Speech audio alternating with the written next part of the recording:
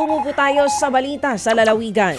Aabot sa 70,000 botante ang inaasahang makikilahok sa gagawing plebiscite sa Bangsamoro Autonomous Region. Kaugnayan ang gagawing pagbuo ng 8 bagong munisipalidad sa paparating na Abril. Kung papabor ang publiko, mabubuo ang mga bayan ng Kadayangan, Ligawasan, Malidegaw, Nabalawag, Old Kaabakan, Kapalawan, Pahamudin at Tugunan. Ayon kay COMELEC Chairman George Garcia, mahalagang naturang plebisito dahil ito ang magiging basihan kung saang lugar boboto ang mga botante sa paparating na 2025 midterm elections. Para naman hindi malugi dahil po sa tagtuyot na dala ng El Nino kung mabig ang mga magbubukid sa San Mateo, Isabela. Ang kanila pong dating tanim na mais ay pinalitan po ng tobacco. Hindi kaya kasing mas tumatagal daw po sa initan ang tanim na tobacco at para nga masiguradong lalago ang tubo. At para nga daw masiguradong lalago ang tubo ng mga ito, nangutang pa raw ang mga magbubukid.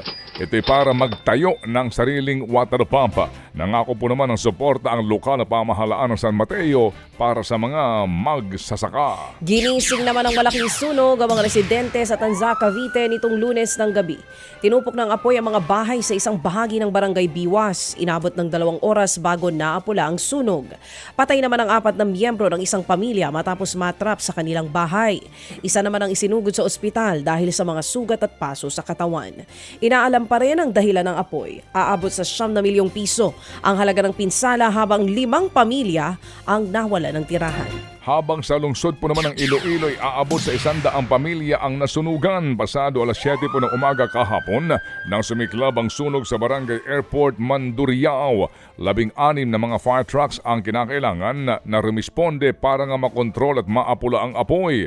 Kanya-kanya ho namang likas ng ari-arian ang mga naturang residente kasamang mga alagang hayop. Aabot sa 2 milyong piso ang halaga ng pinsala. Inaalam pa ang sanhi ng sunog. Patay naman ang isang ginang matapos pagtatagain at pugutan pa pugutan pa nga sa Boal, Cebu. Isang concerned citizen na siyang nakakita sa bangkay ang nagsumbong sa mga pulis. Natagpuan ang labi ng 75 taong gulang na biktima sa masukal na bahagi ng bayan. Base sa investigasyon, pinatay ang babae ng paalisin nito ang isang palaboy. Sa galit ng salarin, pinagtataga nito ang biktima. Naaresto ang suspect pero giit niya self-defense ang nangyari dahil ang matanda raw ang naunang umatake sa kanya. Patuloy pa rin ang investigasyon sa nasabing krimen.